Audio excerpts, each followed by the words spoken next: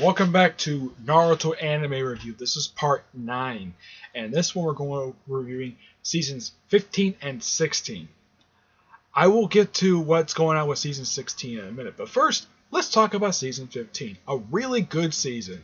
Pretty much you have it where a season starts off where basically with Naruto popping up all the battlefields, basically the tide turns to be really good.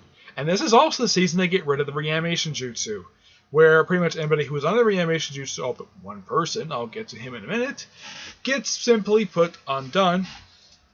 Though except for Dan Kabuto, who decides to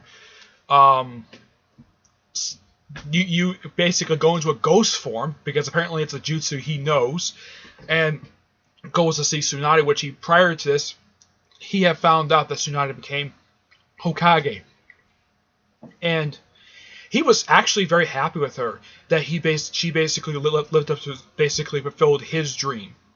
And of course he passes the afterlife. It was nice the fact she got a chance to do that, though she get a chance to get a scene like that with her grandfather later on.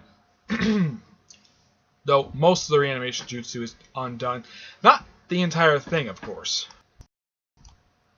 Let's see. There's anything...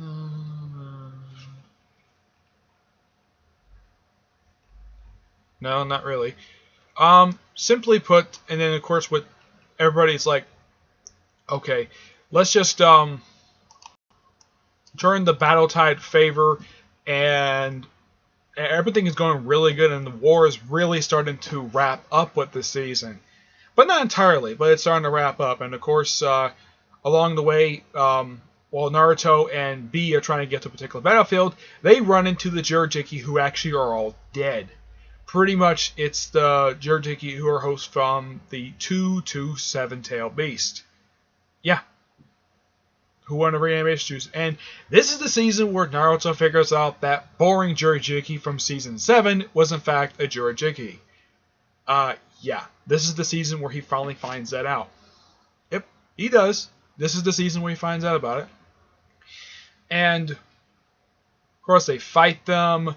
And, of course, Sasuke meets up with the revived Uchiha. You see, revived with his brother. And of course, they take on Kabuto and trap him in a jutsu, in an infinite jutsu, though he eventually does get out of it a little bit later on.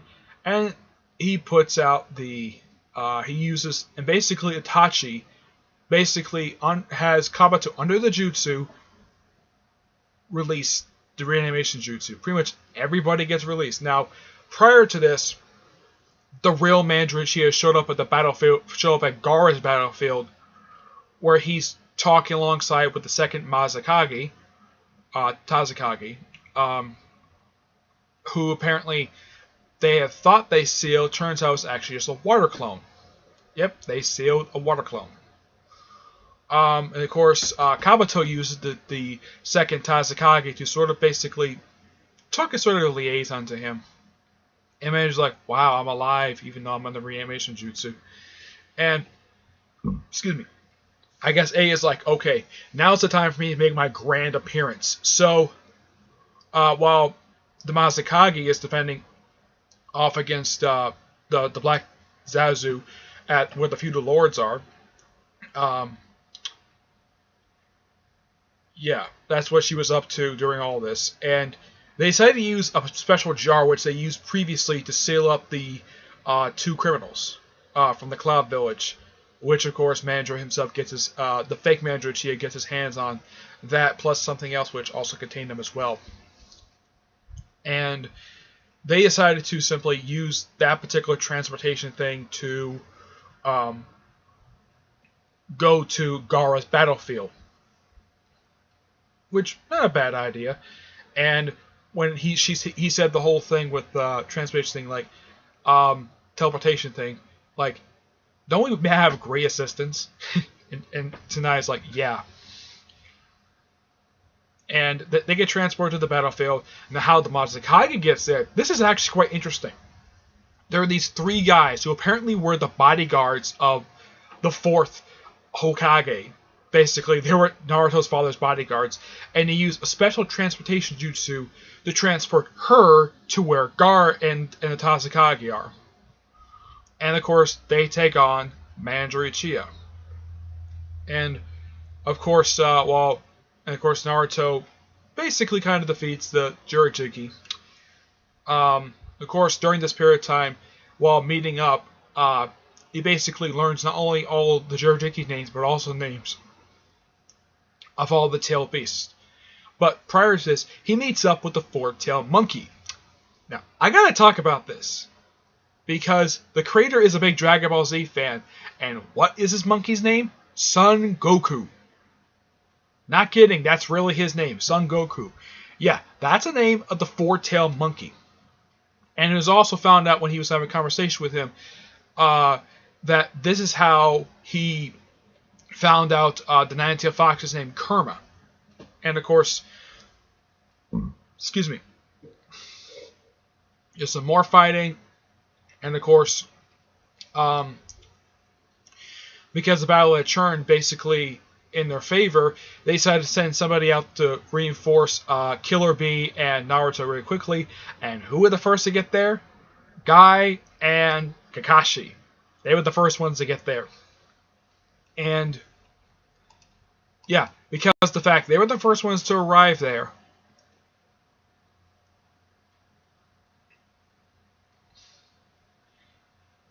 So, yeah, they pretty much get there, and of course they take on Obito and the real Manager Uchiha. Of course, they don't find out a little bit later it is Obito. Of course, also right after the reanimation juice is released, Sasuke revives Orochimaru through Anko's curse mark that she has on her neck, which, thanks to reviving him, because apparently it has a copy of his consciousness. That's how it's explained. And this is weird, though. After they leave her in that cave, she's never seen again in the series. Though it's later revealed in the epilogue, she somehow was found, and also in the epilogue, she apparently put on a bunch of weight. Never explained why. So, yeah. And while that's going on, Obito summons the Gondo statue, throws the last two pieces in there, and basically merges himself and Mandra with the actual basically they hooked themselves up to it. And well, prior to this, Kakashi battled Obito in the other realm, I think it's called. I'm not sure what it's called. It's basically Corny, I think it's called. It's a special thing that people with the Shuriken can use, but only Kakashi and Obito know for doing this, basically, and they decided to fight there, and of course Kakashi blew a hole in his heart and smashed his mask, basically revealing to be Obito. And then of course the series decided to do something really stupid. Instead of basically continuing on right there, we decided to have it where we have a flashback. Going back to that one episode from a couple seasons back, pretty much picking up right after Obito's apparent death, where it's revealed that apparently Mandra, who apparently survived his big epic battle with the first Hokage, decided to simply treat him, and apparently because his right side was crushed, he lost his arm. So he was given a new arm to go along with his body, and he finds out that through a manipulation, of course they find out it's actually Manager Uchiha basically behind this, where the Hidden Mist Village decided to kidnap Ren to have her become the new host to the three-tailed turtle. Excuse me. And she witnesses Kakashi killing Ren, though it's basically Ren committing suicide, because if that creature if she hadn't gone back to Hidden Leaf Village, the turtle would have gone on the rampage. Yep. So he is shocked about it, and he basically killed, and while Kakashi is out cold, because of him killing Ren, he decides to kill all the Hidden Mist ninja. Yeah, he kills them all in a bloody massacre. Yeah.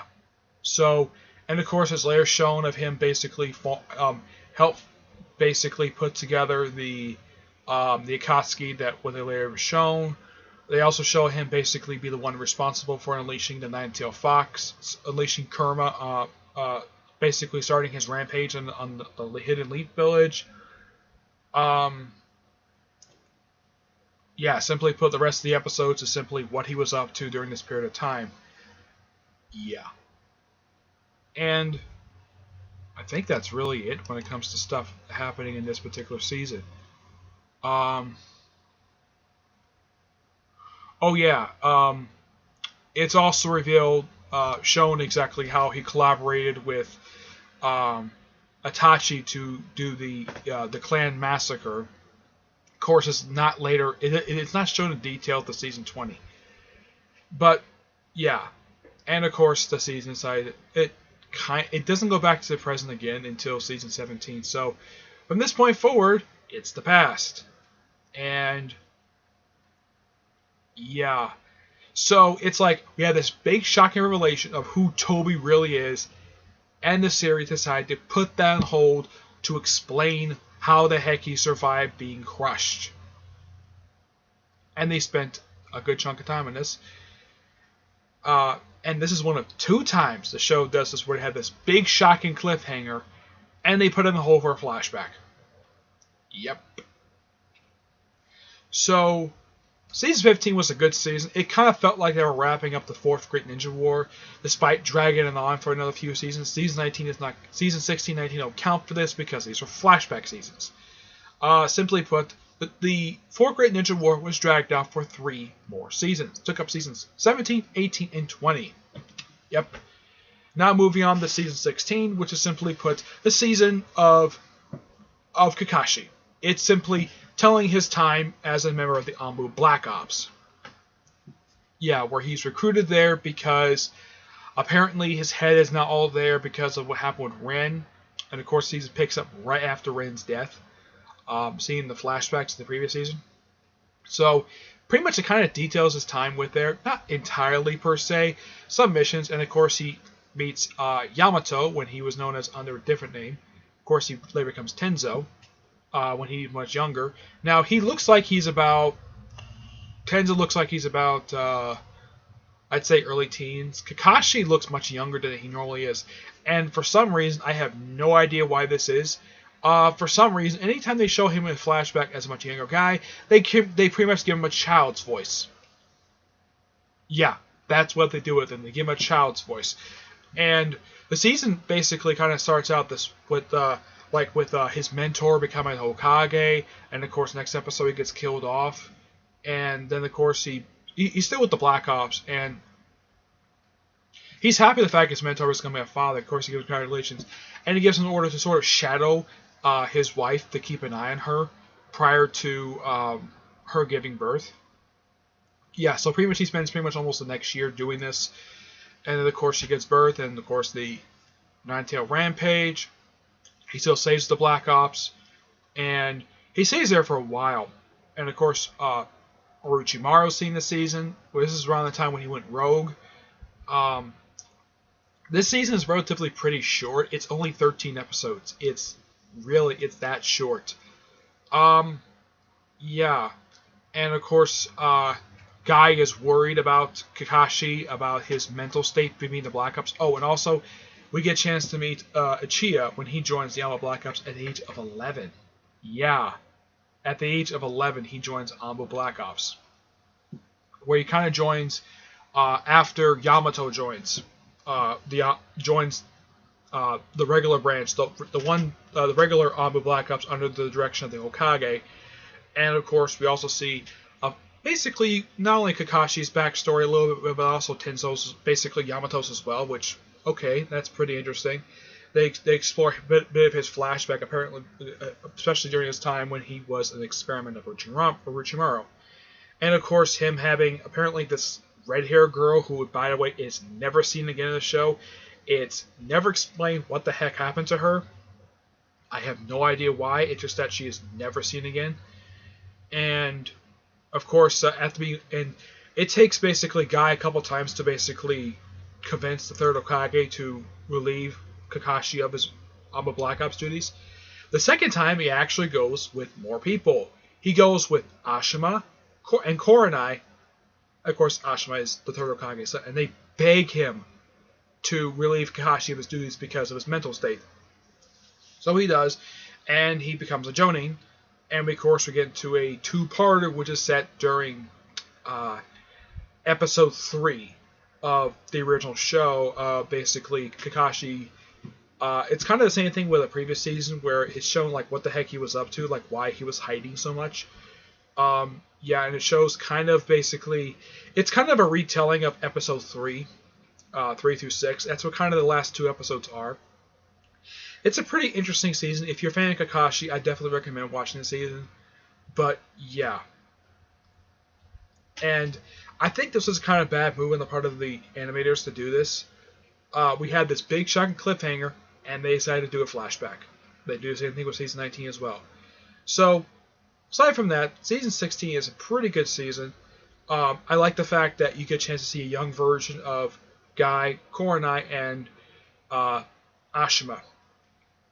And, we also get a chance to see a young version of Aruka, the guy who wears sunglasses a lot, and referred to a nickname and a term referred to, and Naruto refers to him as a closeted pervert. He doesn't exactly show that when it comes to part 2, when he becomes Konohamaru's sensei as part of his little team. But yeah, good season. Season 15 is a little bit better. But otherwise, though, that's really it. It's not much to talk about when it comes to season 16. 15 was a little bit more to talk about because, well, it actually advanced the plot.